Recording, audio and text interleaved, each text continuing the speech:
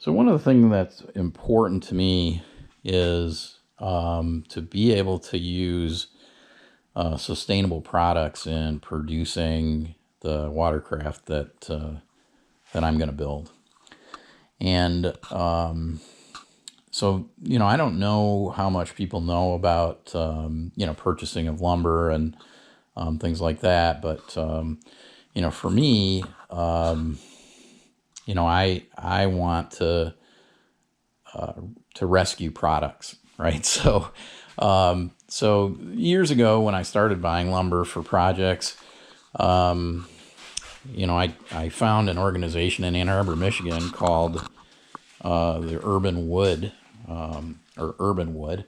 And what they do is they work with people who actually are tree guys that come to your home and, take out a tree that's, dead or dying or, has been struck by lightning or something like that. And most of the time what happens is that those trees, they end up in a burn pile, or they end up in a chipper, maybe they end up in a landfill. And, to me, none of those are acceptable, and neither are they to the folks at Urban Wood. And so when they come across a tree that needs to be disposed of, they like to turn it into lumber. And I have to tell you, some of this is really amazing stuff. And here's just a sampling of, what I have purchased over the years. Of course, it's a dwindling pile, but, I have in here some quarter sawn white oak that's just absolutely gorgeous stuff. Beautiful medullary rays, just unbelievable. I have some, black walnut. I have ash, hard maple, cherry. Even had a piece of Osage orange that they were able to throw into one of the purchases that I'd made. And for hardwoods, these are just great. And I will continue to work with the folks at Urban Wood to source my hardwood lumber needs. But this week I found some softwood, some cedar, actually western red cedar, that probably breaks all the rules for building a canoe. It's got some flaws in it. It's certainly got a lot of knots that I'm going to have to figure out how to deal with. But this wood is has been rescued from the burn pile in some retired power line poles, power and telephone line poles. In fact, these poles were harvested, back in the late 30s and early 40s, 1930s and 40s, and just have been, brought out of commission recently. And I found a guy that, is rather than allowing these poles to be, hauled away and cut into smaller pieces and then burned, he's rescuing these poles, and he's sawing them down into usable lumber. So, to me, that's really appealing, and it's amazing to know that I have, 80-year-old lumber here, that I'm going to put to use in 2020 craft. At least if I can figure out how to deal with all the knots. The first thing I have to do here is clean this up so I can get a really good look at it.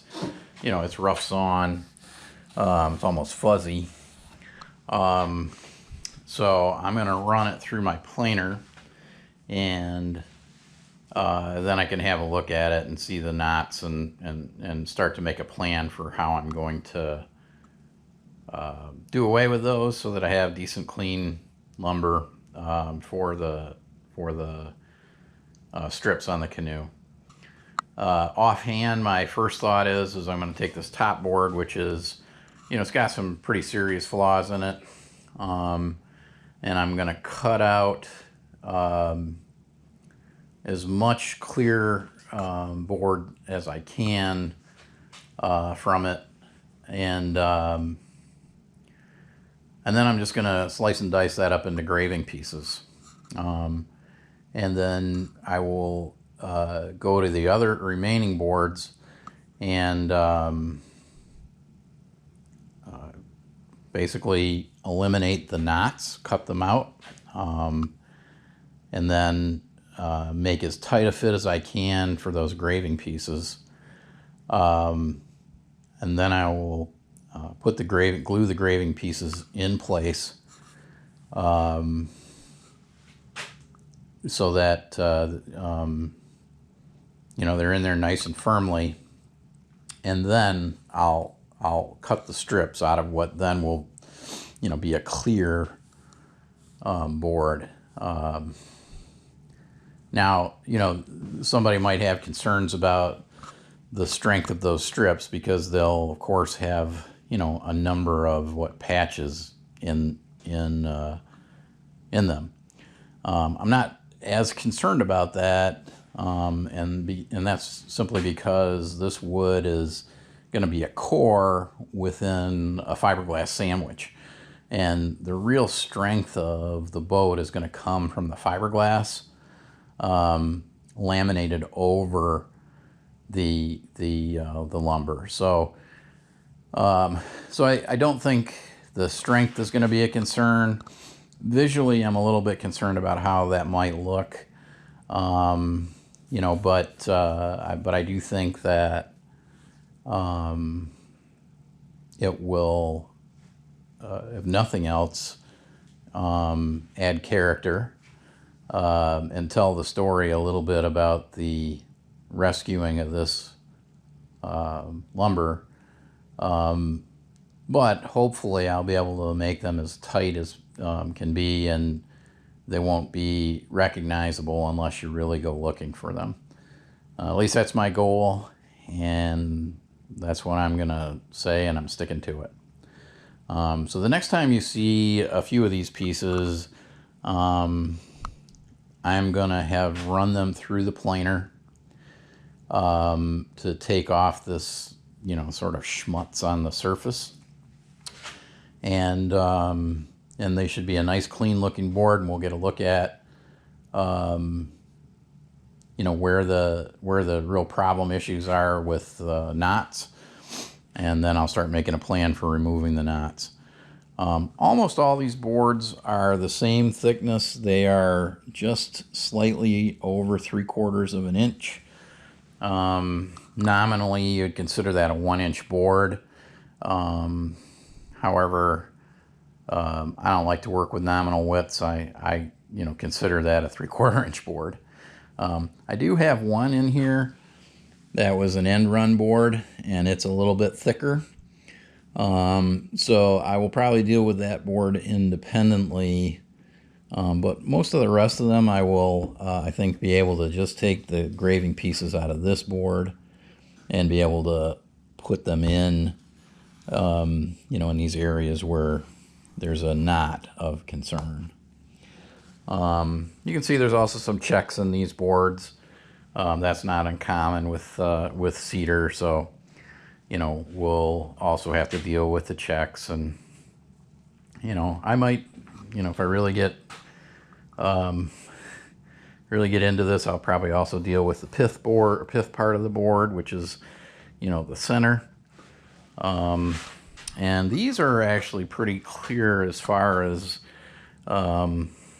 any sapwood or bark, which I usually have to contend with when dealing with milling of lumber. So So anyhow, I think we're going to have a lot of work that I wouldn't otherwise have if I just purchased some clear lumber, from a lumber yard.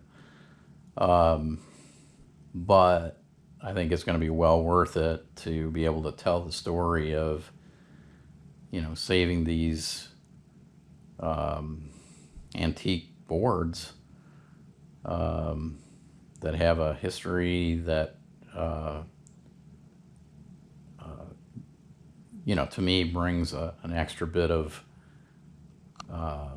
satisfaction to bringing forward a project like this.